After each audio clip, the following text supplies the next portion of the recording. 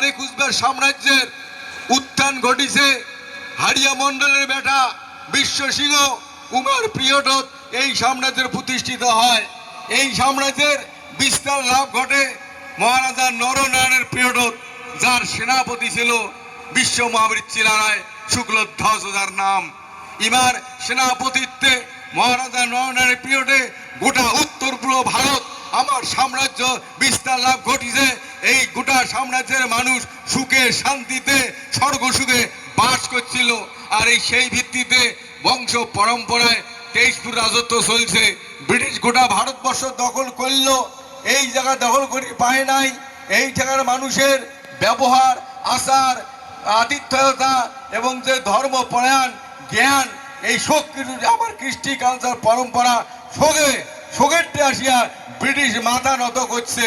উমার tradition, উমার culture, উমার পরম্পরা আমার এই বৃহত্তর কুচবিহারের মানুষের ট্রেডিশন কালচার পরম্পরা ভাষা আতিথ্যতা সবগুলোতে নথি স্বীকার করিয়া ওই জন্যে আমার কোনোদিন আমরা এই কুচবিহার কোনোদিন দখল করে নাই।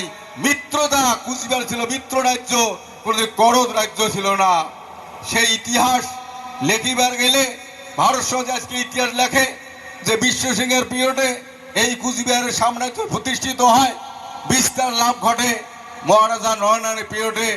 চিলারায় যার সেনাপতি বিশ্ব মহাবীর চিলারায় আস্তে আস্তে এমন করে একে বংশ পরম্পরায় ধৈর্যেন্দ্র নারায়ণ, লক্ষ্মী নারায়ণ, নরেন্দ্র নারায়ণ, নৃপেন্দ্র নারায়ণ, এমন করিয়া জিতেন্দ্র নারায়ণ একের পর এক রাজা আস্তে আস্তে শেষ রাজা আসি গেল মহারাজা জগদীবেন্দ্র নারায়ণ ভূপ বাহাদুর, যে পিরিয়ডে ভারতবর্ষ স্বাধীনতা লাভ করিল 1947 সালের 15ই আগস্ট।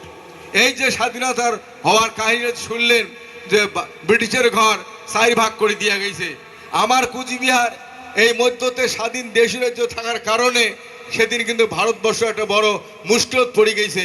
পশ্চিম ভারত, পূর্ব ভারত, মধ্যতে আমার কুচবিহার। এই অসুবিধার কারণে সেদিন ভারতবর্ষের প্রধানমন্ত্রী জওহরলাল নেহরু, স্বরাষ্ট্রমন্ত্রী সর্দার বল্লভভাই প্যাটেল আমার কুচবিহার শেষ মহারাজা জগদীবেন্দ্র নারায়ণ বারে বারে অনুরোধের চিঠি পাঠাইছে, হে মহারাজ, তোমার এই কুচবিহার আমার ভারতের সাথে যুক্ত করে দিয়া আমার অখণ্ড ভারত বানিয়ে দাও, নাহলে বিশ্বের দরবারে আমার কোনো পরিস্থিতি থাকে না। এত কষ্ট করিয়া ব্রিটিশে ঘটে দিয়া দেশটাকে স্বাধীন করলাম, তাহলে আমার এই স্বাধীন সার্বভৌম দেশের কোনো অস্তিত্বই ফুটিয়ে তুলিবার পাই না, তোমরা এতদিন যুক্ত না হন। একের পর এমন বহুত চিঠি আছে, অনুরোধের চিঠি।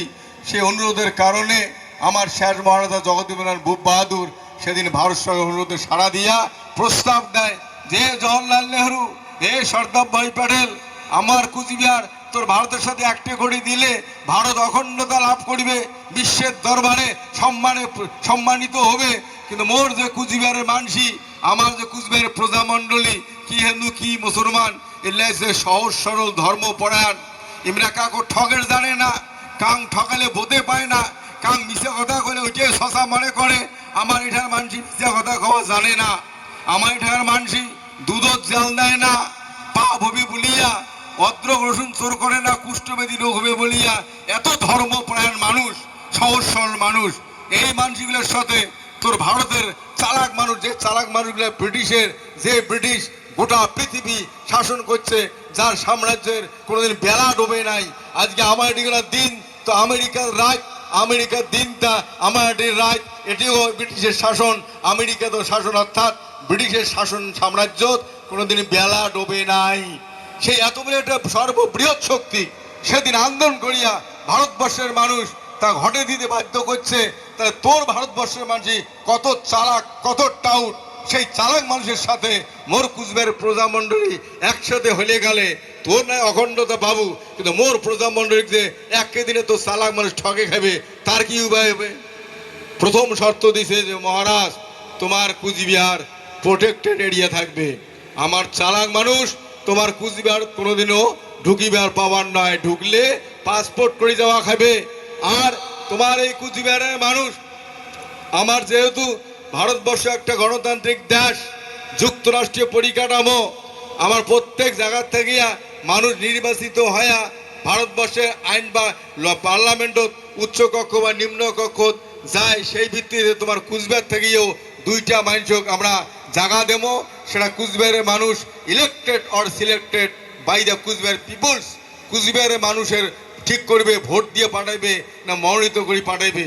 ওই যে দুইটা মানুষক পাঠাইবে ওই দুইটা মানুষে গোটা কুচবিহারের যত সমস্যার কথা আমাকে জানাইবে, আমরা ওই সমস্যা 12 মাস পূরণ করব। এই আজকে এই দুইটা মানুষে প্রত্যেকবারে ভারতবর্ষের ক্যাবিনেট মিনিস্টার হবে। সে ভারতবর্ষের যে পার্টিয়ে জিতুক, আজকে ভারতবর্ষ একটা বহুদলীয় দেশ, একদল যেতে তা আরেক দল হারে, যায় যেতে তাই গদিত বসে, এমন করে দিল্লির গদিত যে পার্টিয়ে বসুক, তোমার কুচবিহার থাকিয়া 2 জন প্রতিনিধি কুচবিহারের মানুষ ঠিক করিয়া পাঠিয়ে দিবে। ওই দুইটা মানুষ প্রত্যেকবারে ক্যাবিনেট মন্ত্রী হয়েই থাকবে, এটা প্রতিশ্রুতি।